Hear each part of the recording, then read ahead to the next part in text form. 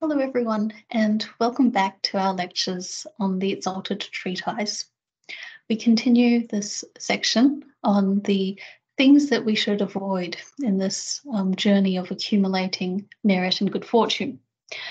So we start with these two sentences, and interestingly, they sound very similar to sentences and instructions that we've covered in the past. So let me bring up some of them that might be quite similar.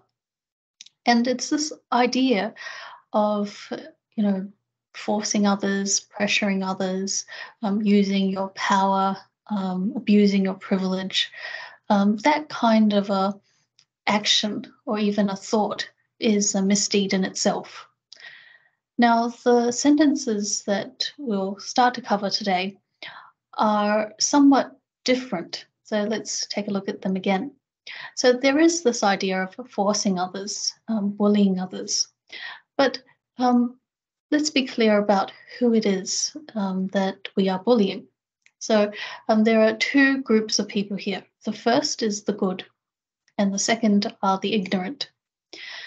So we're not just coercing anyone. In fact, these are two groups of people that really are quite harmless and in fact should be helped and protected because they are quite powerless in some ways, and we'll explain a bit of this later. So it's not just the misdeed of bullying others, taking advantage of them, but actually the point here is who you're doing it to, and that in itself is the misdeed. So we'll start by looking at different readings of these lines, and I want to share with you perhaps a more conventional or historical reading, something that, during the time that the Exalted Treatise was compiled, people might have interpreted the sentence to mean, but also because the treatise was quite popular throughout late imperial China, this how the commentaries have talked about this. So this is probably a more historical interpretation. And then I want to take us to how it might be relevant to our lives from a modern take on it. So we'll start by simply looking at the key words. And in this line, there are three keywords, the idea of forcing, who do we mean by the good, and these menial roles. So as you can see here, there is not a very strict criteria about, certain people who have, take certain precepts, but it's actually just a law-abiding citizen. And if we think back to the historical context, we're talking about people who are in the middle or upper class, and they don't usually take on these more menial roles like being a servant, so they're not of the lower class. The point is that, for some reason, they're facing a difficult situation. It could be financial difficulties, and they have no choice but to listen to the other people, and as a result, they might be bullied and forced into these positions. So that's the idea. This, who we mean by the good. Menial roles, as I mentioned, they might be forced into servitude or other kinds of degrading work that is not really appropriate to their particular class. But the commentaries also talk about even work like prostitution. So it's not criminal activity, but it's certainly quite demeaning. So that's what's meant here. And in such a role, you're fully dependent. You basically have no free will, and that's why it's quite menial. Now, if we come back to the beginning, this idea of forcing, we said here it's pressuring, threatening them, to do something against someone else's wish or will, and therefore that's why there's the need to force them. But who is doing the forcing? And I want us to sort of think about this. So clearly, it's anyone with any authority. They could be of a senior position.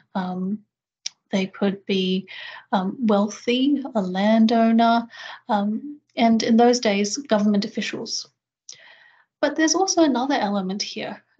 As I've written, those abusing someone else's authority. So they themselves are not wealthy. They have no, authority, but they're actually using it, or rather abusing the authority of someone else. So in the past, perhaps there were some clerks that were in the service of the government official, and they use the name of the government official to then, abuse and they abuse that privilege of and force their way into common people and appropriate their property, etc. So there's records of that, but it's anyone just sort of using the boss's name. The boss wants you to do this, and the boss wants it now. Well, actually, is it the boss's opinion or the other person's opinion? And they're just really using the boss's name. So it's that idea that there may be two groups of people that could be doing this forcing, those who actually have the authority and those who are merely abusing someone else's authority. So it's the idea of the forcing the good into menial roles. And clearly, it's sort of both of these lines are about the haves and the have-nots, the powerful over the powerless. So in the previous line, those who have some sort of authority. Here, those who are more knowledgeable of certain things, and then they take advantage of the ignorant. Now, the ignorant, on one level, are those who are illiterate. Now, in pre-modern China, there was quite a substantial proportion of the population who could not read or write. They were illiterate. Perhaps they had a very basic level of literacy, just to get by in their daily lives, to be able to buy things. Maybe they were a merchant, and they just needed to have that basic literacy so that they could keep records, write receipts, calculations, etc. But in terms of, reading or writing letters, contracts, they would actually have to rely on the literati, scholars. And that's because, in those days, education required investment and time. These examinations, sometimes people would take decades of their lives to pass, if they passed at all. And, during the time that they were studying, it was very difficult to have another kind of profession. They would often just be sort of tutors or teachers. So because of that, not everyone, there was not every, well, quite a, you could say a minority of the population were the elite literate and had that classical scholarship, but the others needed to rely on the literati, even just to perhaps write a letter. And so you can see why they could be taken advantage of, in the sense that, someone's reading this contract or trying to sell you something, this contract, and they say that it has something when it really doesn't. So that's this idea of taking advantage of the ignorant. But on a more wider level, in today's society, we live in an age of information, and but there's a lot of misinformation as well. People who are, deliberately putting out misinformation to deceive people, to scam them. And that in itself, people might be literate. They may have qualifications, but in some sense they are ignorant. And so Venerable Master uses a more broader connotation of the term, that it's people who are uninformed of the sage teachings, the ability to distinguish and be able to evaluate this idea of what is right from wrong. Now, that's not to say that these so-called ignorant have never heard of the sage teachings or even read them, but it's a matter of understanding and practice. So, being able to know it, you only really know it if you can actually do it. And then the practice then helps you understand more, takes your understanding to a higher level. So, it's people who may have heard of some of this, but they haven't actually fully engaged, and therefore it's easy to mislead them. So these are, taking advantage of the ignorant are, actually deliberately misleading them for your own gains. And they could be, literate, as I said, but also people who just are uninformed and not evaluating of the information that comes before them. So this idea of the ignorant is much broader than just simply the illiterate. So basically here is what we would say the historical conventional understanding, and the collected commentaries then provides a story to illustrate this. So the story is that there were two friends, they were best friends. Okay? One was named Zhou Xiang, and the other one was named Xue Chun, and sort of grew up together. Unfortunately, Zhou Xiang passes away at a young age, and he entrusts his only son to his best mate, so Xue Chun, who agrees to take in the son, to adopt the son. And, everything, what actually happens is that, after he adopts him, shortly after, he makes this boy his servant. He uses him like a servant. And, as if that's not bad enough, what happens is that if this boy has the slightest mistake or error, he's punished severely. And, not only does he not give the boy this education, the ability to make good of himself, to have a profession, or, a normal kind of life, but actually he treats the boy quite cruelly, without, thinking about his friend, because he thinks his friend's passed away. So later on, some time passes, and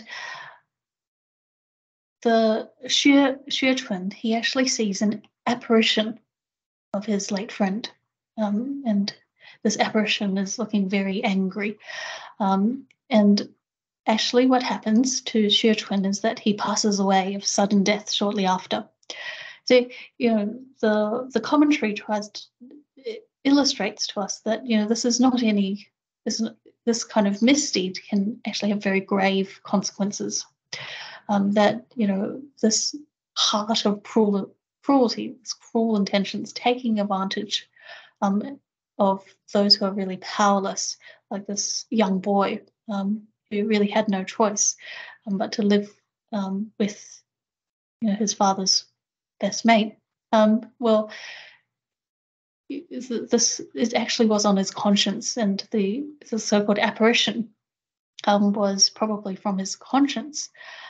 So, this is a relationship between friends, but this could obviously happen even within families. So there are stories of perhaps a wealthy, a more wealthy family, taking in poorer relatives who've perhaps fallen on hard times, but then mistreat them, treat them like servants.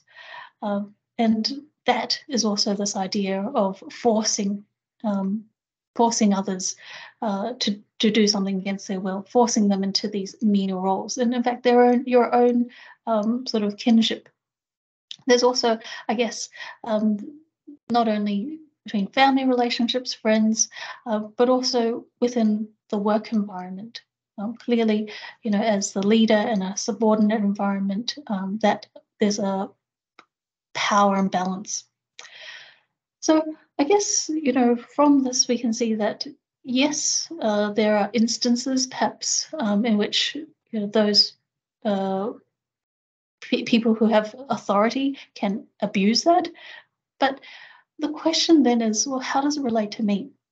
I'm not a manager. I'm not a millionaire. I'm not a wealthy landowner. I don't have the power to force anyone to do something for me in the sense of this kind of interpretation. But what we need to realize is that the Exalted Treatise, yes, it was compiled in the 12th century, but it continued to be relevant throughout late imperial China as people sort of read it and reflected on their own lives. And I think that this is the challenge for us today as well, that there's these instructions or ideas that we can make use of, but we need to interpret it in the modern context. So we don't have, these so-called, we may not be in an environment where we have this kind of power, but in fact, any kind of interpersonal interaction that we have does have a power dynamic. So there is a imbalance, and that can be dynamic. So we may be, asking a favor of someone, but then another day someone asks of us, and we may have certain abilities, and other people have different abilities that we can work together.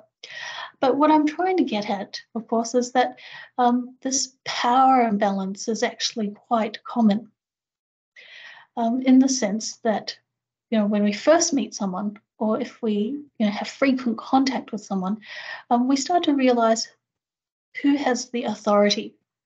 And we're not talking about the other person. Let's think about ourselves.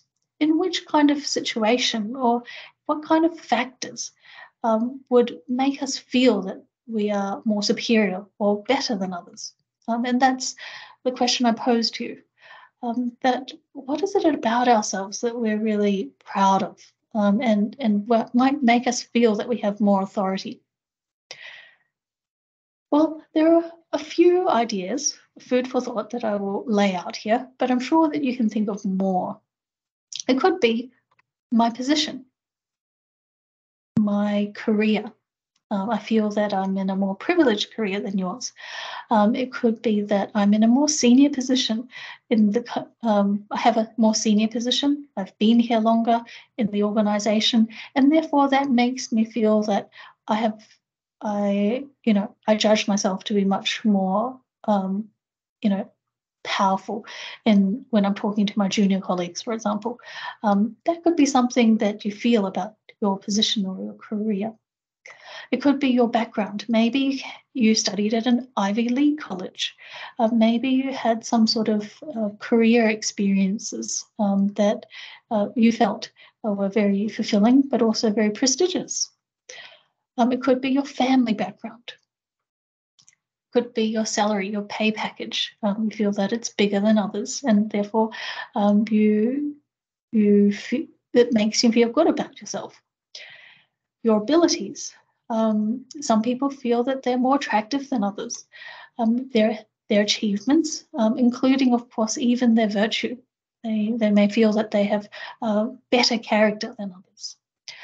Now, all of these things, sort of build up, and I guess you carry that around with you. The other thing is being favored by someone who's more powerful or has authority. It could be your networks, but it could also be your manager, for example, favors you, and therefore, as we said before, for example, you're promoted, and therefore you feel that you can order people around. Maybe it's because you're favored. You don't have those abilities or that background that you actually need to force others to do your work. Whatever it is, whatever reason it is, and I'm sure that you can probably think of more things. The point is that in our interactions with others, perhaps we carry this mental, sort of emotional baggage around with us, and that determines how we respond to others, how the tone of our voice, what we say, how we act. And it's because we have this in our mind. We may not say it to others, but we have it in our mind that we actually feel that we have some sort of authority over them. And then that leads to the next thing, which is forcing them to do things that you think is possible, in the sense that because you have this authority, you feel more superior than them. It could be that you ask them to do your work for you. You force them to do your work for you. You force them to do work that you don't want to do. That may actually be demeaning or unprofessional because it's meant to be your personal work. It could be that you force others to do things outside their work hours because you want it now, and without adequate remuneration. And so, your perceived authority then, makes you think that you can encroach or you're entitled to the time, effort of others, and even to extreme levels, appropriating other people's property. So this idea of forcing others is actually quite subtle. It's not that we have to have a management position to be able to do this. It's actually in the subtle sort of thoughts in our mind as we interact with people, and what we feel that we bring to that interaction, and how it is that we choose to direct people if we are in that leadership position. So, and I think that is quite. It does take a lot of work to try to think about, okay, well, take a step back. What is it that why did I say that? How do I sort of contribute to this interaction in ways that aren't, imposing on it? So I think that the point here is that, yes, we may not have this kind of power, but if we are in any way, being mentoring others, having leadership of a team, even if for a temporary period of time, how is it that we can actually manage others in a more responsible way, rather than just simply forcing them to do the tasks that we want? That's quite, because all of us will have some form of teamwork in our educational or school or even work lives. So the first thing is that if we want to be able to really interact with others in a responsible way, we have to first respect others. And this is, first principles. The idea that everyone has their intrinsic potential and value. And this is enshrined in the United Nations Universal Declaration of Human Rights, that all human beings have this equality, an equality in our human dignity and our worth. We are born equal. And in fact, the Universal Declaration tells us later, this is the first article, but it tells us that, no one should be forced into servitude or slavery. They should not be subjected to cruel and degrading treatment. So all of that is something that is universal, in the sense that regardless of race, religion, where you're born, that we have this worth. Now, human dignity is certainly not a modern concept. In fact, many of the world's major religions will talk about human dignity, but you perhaps using different terms. For example, Christianity, Islam, and Judaism talks about how humans are born in the image of God. In the Buddhist tradition, where it talks about how all beings have this innate Buddha nature. It's a nature, this ability to become enlightened and to become the Buddha. And similarly, in the Confucian tradition, there was the idea written first lines of the practice of the mean in Chinese, 中庸, that talks about how each human has an innate nature, here nature with a small n rather than capital N, imparted from the greater nature, mother nature, heaven and earth. And in this innate nature that we have is equal to the potential of, mother nature. We're equal to this ultimate reality, that we're the most innate part of us is this ultimate reality. And it's through understanding, through education, that we realize that. Now, this is not just, for you or for me, it's actually for everyone. And so the very first principles that we have to acknowledge, of course, is that everyone has this innate nature, this intrinsic worth and dignity. Now, you might say, well, yes, we may have this equality, but we're not born equal because, people are born with different opportunities.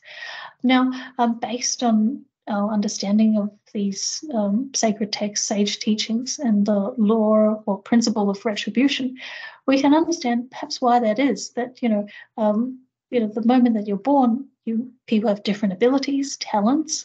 They're born in different circumstances. They may be born in a poor family or a rich family, a developed country or developing country. And even if you're born in the same country, you have different opportunities as you grow up. And all of that is related to our past actions. So much so that we have this, intrinsic equal worth, but it's not manifested, through the very diverse and different circumstances that we each find ourselves in. So the thing is that even though we have this perceived inequalities, actually the innate nature is something that is equal, is universal, and something that all of us should aspire to realize. Now, the point is that if we have some sort of privilege or advantage, whether it's authority, position, etc., we have to know how to sustain that. Where does it actually come from? It's not something that we can abuse, but it's something that we have to sustain and preserve. And a later part of the practice of the mean explains about King Shun, one of the legendary sort of sage kings or rulers of early ancient China, in the sense that he was quite legendary because he was originally a commoner, but because of his great virtue in sort of an unconditional love for his family members, all of his family members, wanting to harm him or kill him, but yet he continued to love them, that, he was then recognized and became the successor of the ruler, King Yao, and was able to be the ruler for what was known as a golden age or era in Chinese history.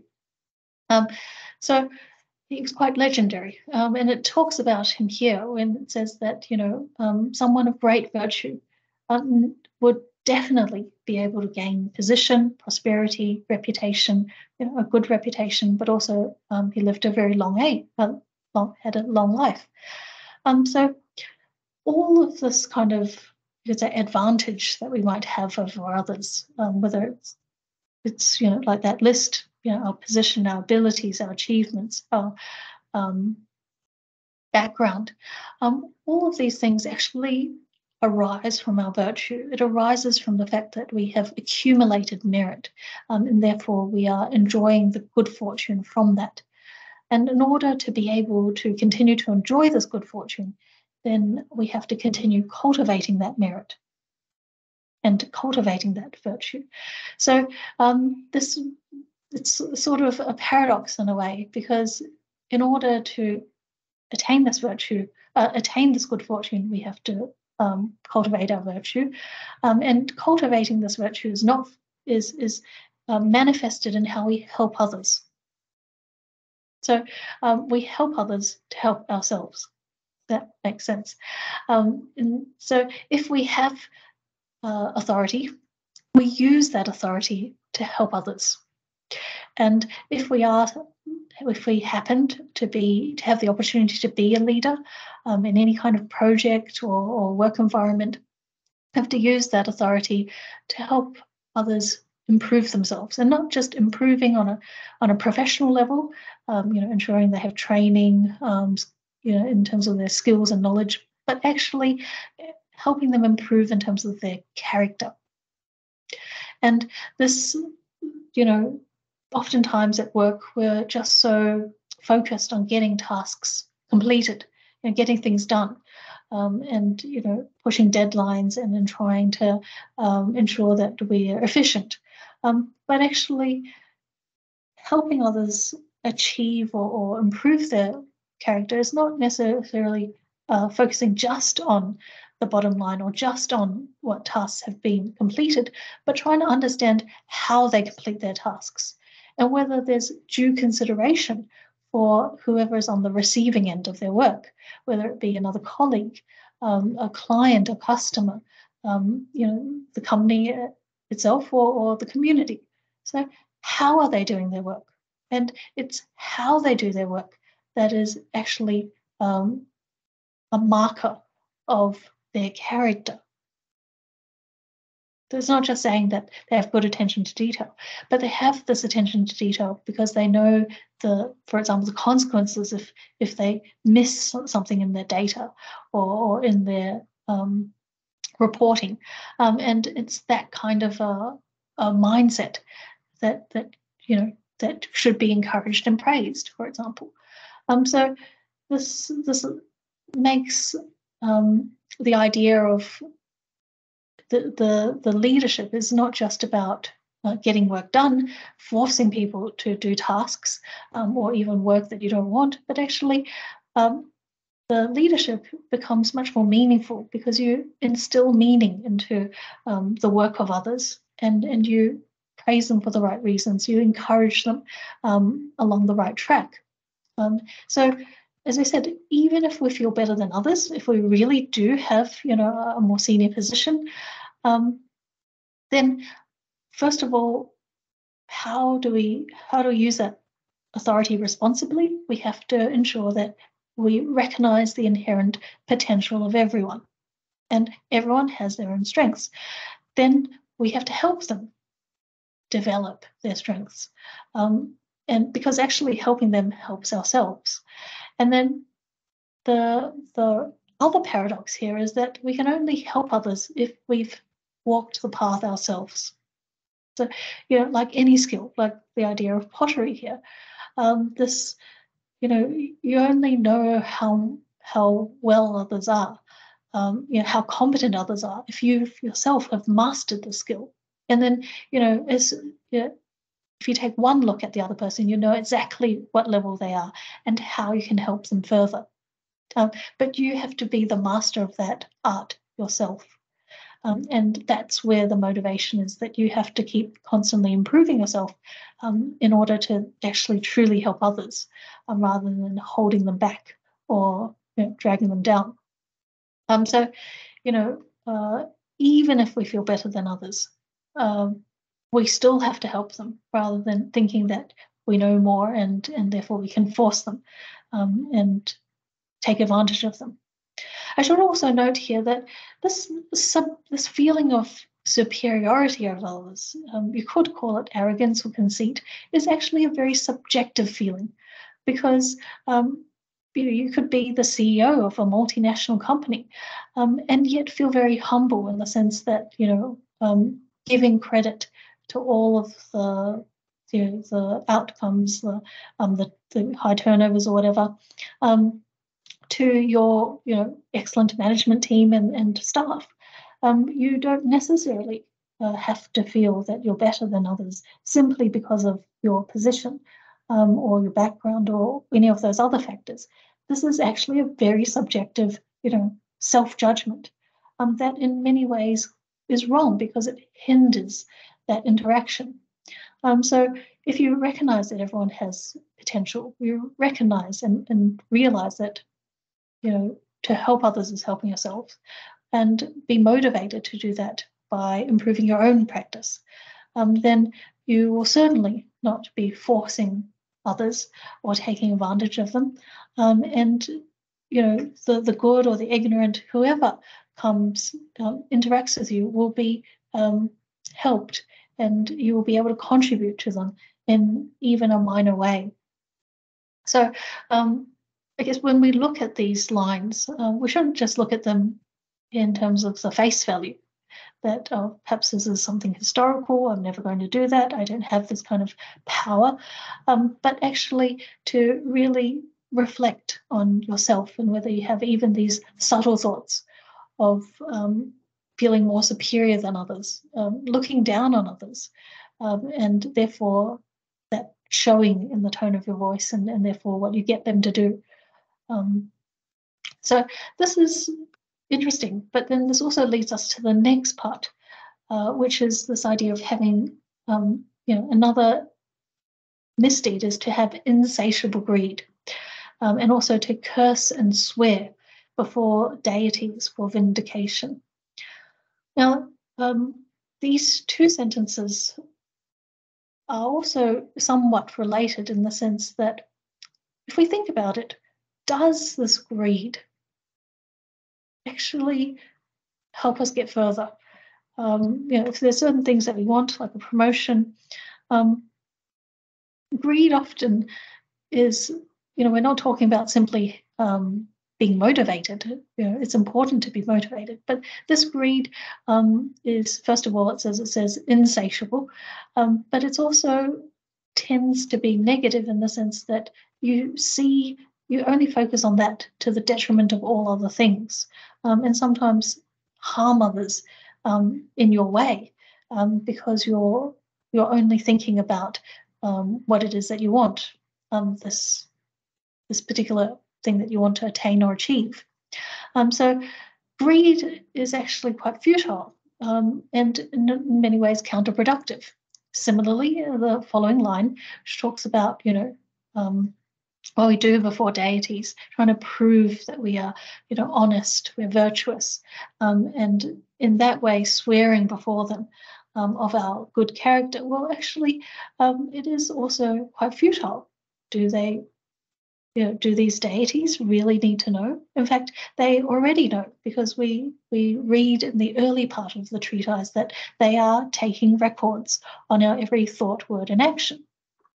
So there's no need to swear before them, and doing so, as I said, is futile, but also counterproductive, because if you are wrong in the sense that you don't have this virtue, then it's quite a grave sort of misdeed. You are using the name of the deities for your own purposes.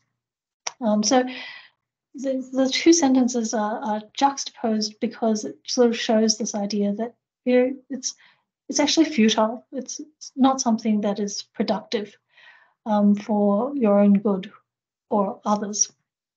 But I want to sort of focus in now on this idea of insatiable greed. And in our lives, of course, we want many things.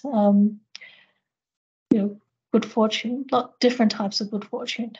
How is it that we can actually achieve it? What are the proper ways or means, channels that the sage teachings explain that will actually help us get it, rather than simply through bold ambition? Well, there's another text called the Lord Wenchang's Essay on Quiet Merits, and it was very highly promoted by Master Yingguang and also Venerable Master Qingkong, because it's shorter than the Exalted Treatise, but also it sort of complements it in the sense that there are also instructions on good deeds and misdeeds, things that we should do and things we should avoid. And there's this line in there that uses the analogy of a field, that, we are all like farmers who are sort of tilling our own field in order to reap some sort of harvest. And so just like the idea of working hard to achieve good fortune, there are many sort of similarities to that analogy. So this idea, we reap what we sow. We have to work hard to accumulate our merit, sowing the seeds of these merits in order to reap the good fortune. But also there's another point here, which is that it takes time. We can't expect immediate results. We have to accumulate enough good merits in order to really experience the rewards. And it says here that if we really wanted to expand our good fortune, this field of good fortune, then what are the tools? The farmer has their tools, their plow, etc. For us, when we're cultivating merits and we're trying to achieve good fortune, our tool is our mind, our thoughts. We have to rely on the foundations of our mind, our thoughts. And that's the key. But as I will explain in the following slides, whatever good fortune we want, we can achieve. It actually, we have to accord with these guidelines. So in the commentary to Lord Win-Chung's essay, it's written, it's a very famous commentary written by Zhou Meng-Yan, who was a Qing dynasty scholar. He was a Confucian, but also sort of sought to find the commonalities between Confucianism, Taoism, and Buddhism. He was, a believer of the Pure Land school of Buddhism, so there's this very strong sort of Buddhist influence in his work, as you will see. And so he has, in his commentary to this particular line, he describes different sort of guidelines. So first of all, the fields of fortune. There are three sort of, if we're trying to grow our fortune, where do we grow it? I mentioned before how we grow it is we use our mind, our mindset, our thoughts. But where is it? Is it something that's physically present? How do I grow this fortune? He explains that there are three fields.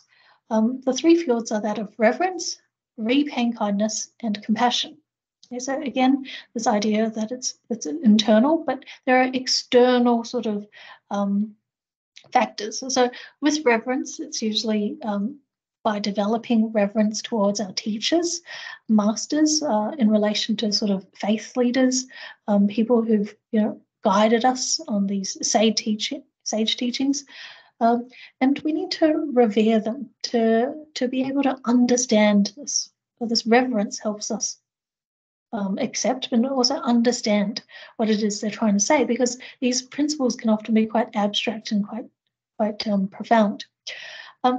This reverence is not necessarily towards that particular person, but what it is that they're trying to teach. And the reverence then is therefore not directed at a certain person or a certain teacher, but it should, we develop this reverence, but we use it to respect all other people. So if we particularly understand and learn these sacred texts, these sage teachings, then it will often tell us that we have to love and respect all others.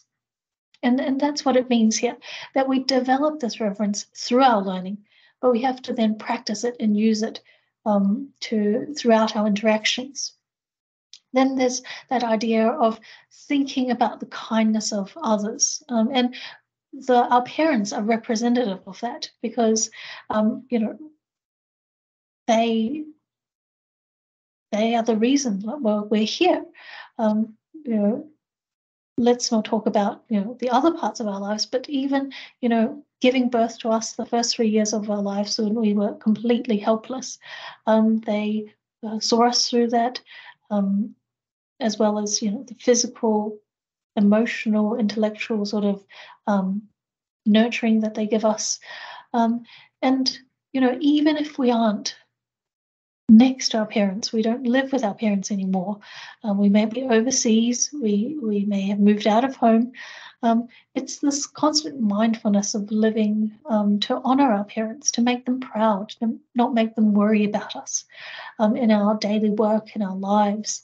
That is this idea of repaying kindness. So it's not necessarily, I have to always be, attending to my parents 24/7. That would be impossible if we want to keep down a job. But it's actually attending to them in the moment that we're mindful that, how I do my job is a reflection of my family and my parents. And I want to ensure that they are honored through my work. And so you can see, of course, that this idea of repaying kindness develops through our love of our parents and mindfulness of their what they've given us, but it's then directed. This gratitude is then directed outwards towards all the areas of our lives and all the people that we encounter, because it's through our interactions that we really live out, this love for our parents. And it continues even after that they've passed away, that we continue to live in honor of our parents. So it doesn't stop, when they pass away, it continues. So reverence, repaying kindness, and the third field is that of compassion, giving rise to the heart to help others, those who are vulnerable, who are in need, those who are in difficulty. And it may not necessarily be going out to a particular charity, regularly. It may be, depending on the opportunities that come before us, to make the most of those. And on top of that, the idea that, it's not just about the basic essentials, that's important, but the idea of education, and the education of this character education, which will help people get out of their suffering and their difficulties. So there are these three fields of fortune. And the next question you might ask me is, well, what types of good fortune are there, and how can we achieve it through these fields? The commentary actually continues. It lists out these types of good fortune, which, of course, there would be many more, I'm sure, thinking about, work, life, family life, etc. But certainly these are quite universal, that people want good health, they want wealth, etc. And I'm going to go through each of these to talk about, well, what's the cause of that, according to the guidelines, according to the commentary of this Lord Wenchang's tract. So first of all, longevity. How do we achieve longevity? What are the causes? What are the actions that we need to, the seeds you need to sow in order to achieve this later down the track? So longevity is the idea that we have not only a long life, but the quality of life is good as well. There's no point having a long life if you're, on a machine. So this longevity is health and long life, but you can see how the causes are quite consistent, isn't it? That if you have long life, it's because you have this care and concern for the lives of others. And we're not just talking about humans, we're talking about all beings, not just not just my family, my friends, other people, but in fact, all creatures. We're not harming their lives. And this idea of releasing captured animals is particularly animals who are about to be slaughtered, who are living in cruelty. So we're not talking about, domesticated animals, and there are certain guidelines for releasing these kinds of animals. Shouldn't release them just so that they can be hunted again, or trapped again, etc. So there are certain rules, but to give rise to that feeling of compassion for lives. The last two relate to how we cultivate ourselves. And it's this idea that we have this temperament that doesn't sort of cause affliction to others, and that we have this tranquility. It does take a while to I guess, cultivate this. And then this idea of cherishing our good fortune, that we don't have this wasteful kind of lifestyle, which then sort of hinders on the ecosystem, hinders the lives of others and other creatures who share this planet Earth. So you can see how the causes are very much linked to the effect of having long life. Well, what about short life? Some people don't live so long. What's the cause of that? Well, you can see it's quite the opposite, isn't it? Wishing that others die, killing or injuring the lives not only of others, but creatures. And the last one, building superfluous ancestral causes, is in a sense historical. There was in the past a quota of ancestral halls that could be built, and if you built extra, well, in those days there was no technology. You'd be squandering and burdening not only human life but also resources, material resources. You can imagine the timber, the bricks that have to be moved, and people could be injured or even killed in these construction projects. So that's the reason why that would be the cause of short life.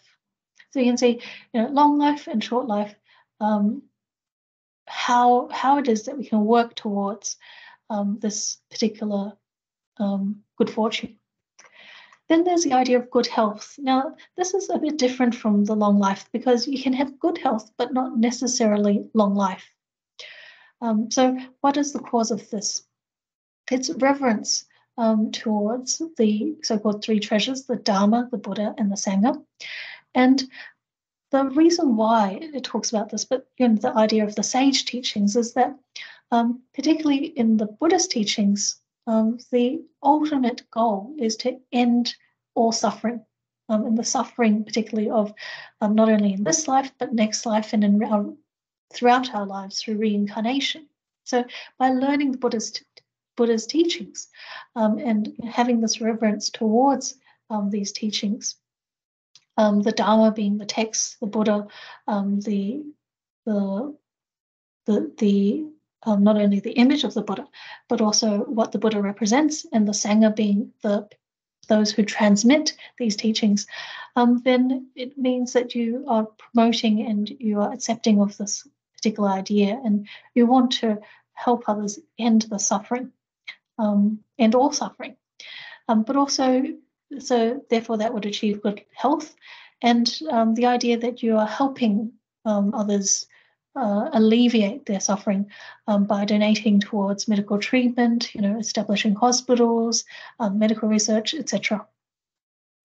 On the other hand, poor health is caused by, injuring other beings. Now, this could be physical, but it also, on a more subtle level, mental health, making others upset, angry, scared, anxious, worried about you. That is, that causes them to have poor health. Well, then, the karma is that you yourself will have poor health. Another cause is when you lack empathy for those who are ill. Not only do you not help them, but you actually have no feeling towards them. And therefore, you wouldn't want to help them in any way. So that's this idea of how we get good health, and why some people end up with poor health. The next good fortune is a fair appearance. So those who achieve this in the past, they were able to have this patience, accommodation, forbearance in their manner. They're gentle. They try to be harmonious in their interactions. And then this idea of repairing or building images of the Buddha is related to the idea that, again, the images, well, we're not being superstitious here, but the images are actually, in those days, we mentioned that there was a certain proportion of the population who were illiterate. So in fact, images, walking into a Buddhist temple was a form of education. All the various art, the statues were in many ways trying to inspire you to understand, to follow the teachings, but also to remind you of the teachings. So that's why the images were so important. Repairing or building the images means that you're trying to help people understand the teachings. And then this idea of giving, so donating food. From the other perspective, why is it that some people have might be disfigured or not have such an attractive appearance? Is because they harbored anger. You know that when you get angry, you definitely don't look good, and that is a cause, but also the consequence of that. Who's the target of your anger? The fact that you are angry means that you have a short temper, you don't get along with things, you're stubborn in your opinion. That makes you easy to have arguments with others, so you're contentious. Concealing the Buddhist teachings, so that's the opposite of what we said before, the idea of promoting the teachings. You're concealing them. Literally, you could be sort of damaging these images. And then simply laughing at someone else's appearance because you think that they are unattractive. Then this idea of being respected for one's virtue, to have a good reputation, a noble character. And it's quite clear-cut, is to not be jealous of others, to admire and respect others, and therefore you will be respected. You're not cheat others, to be sincere and honest, and therefore you do have this virtue, and therefore you should be respected. What is it? Why is it that despite what you do, you're not respected? Well, in the past, you're jealous of another person's abilities and possessions, and therefore you have the karma of in this life. Not necessarily in this life, in this particular present time, not being respected. And clearly you did not cultivate the merit in the past. So this is the idea of reputation, the good fortune of having a noble reputation. And then this is in relation to the blessing of being honored, having high status, privileged position. Again, going back to the idea of having faith and actually practicing these teachings, practicing good deeds, being humble and harmonious in our interaction. So you may be honored, but you're not arrogant. On the other hand, why it is that we have might be in a lower class, we may be in an inferior position, is because in the past we were arrogant. We thought we were entitled, and therefore we bullied others, like the previous line about forcing others into menial roles, taking advantage of the ignorant. Well, because we did that in the past, now our roles have swapped, and we are now in the more subordinate or inferior position, probably others having the chance to bully us. But also we are lowly because perhaps in the past we had outstanding debts, we never paid them back. And then there's this disdain for monks and nuns who should be revered. And they should be revered because not only are they knowledgeable, but they are full-time practitioners of these teachings, and we can learn from and benefit from their good example. So not being able to learn, feeling that you are better than them in some way, leads to this misfortune of being lowly. Then there's the idea of wealth. How is it that we are wealthy? Well, because we delighted in giving in the past. Now, this giving is not just giving of wealth. It could be giving of our time, our resources, our knowledge, and also giving people peace of mind. There are various types of giving. We shouldn't jump to the conclusion that it's just donating money. But regardless of this giving, the wealthy, why they are wealthy is because they delighted in doing it. They were constantly giving. And in the past, they never owed anyone. Any sort of things that happened, they paid it back immediately. Why would someone be poor? Is because they were stingy and ungenerous. They saw opportunities to give, but they didn't. And therefore, in the present time, no one gives to them, and therefore they are in this kind of position. No one gives them opportunity, gives them training, etc. It's not just giving of money. But also on top of that, in the past, they took advantage of others, they stole another's property, and therefore they themselves, in the present moment, do not have property or funds. And finally, the good fortune of having this intellect. So sagacity is this kind of sage wisdom, you could say, this intelligence, but an intelligence that helps you to accumulate good deeds, good merits, and good fortune. So it's a kind of intellect and intelligence that helps you to do good things. And you have this because in the past you cultivated wisdom through your learning. You were able to befriend monks and nuns who, as we said before, are exemplars of this learning and practice this learning on a full-time basis. And not only that, you were able to accept and abide by these teachings. And clearly, through this kind of cultivation, you develop not only your benevolence or humanity, but also your wisdom.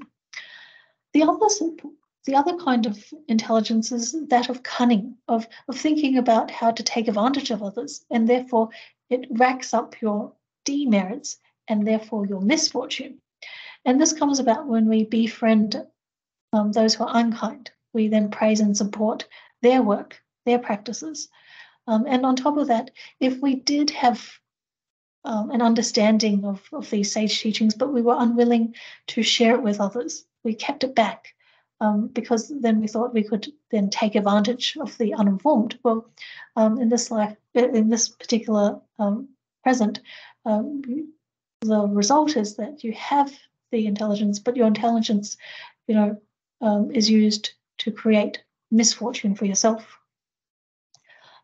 So you can see that just through this very quick overview of the various types of blessings, that all of these blessings not only relate to the three fields, but also relate to how it is that you use your mind, how you turn your mind towards different people and through interactions. And it's all, tied up quite nicely with, the discussion that we had previously on how we interact with others. And so, rather than thinking about greed and insatiable greed, let's think about how we can actually achieve what we want and turn our mind towards that. So given the time, I will end there today. Thank you very much for listening and look forward to seeing you next week. Thank you very much.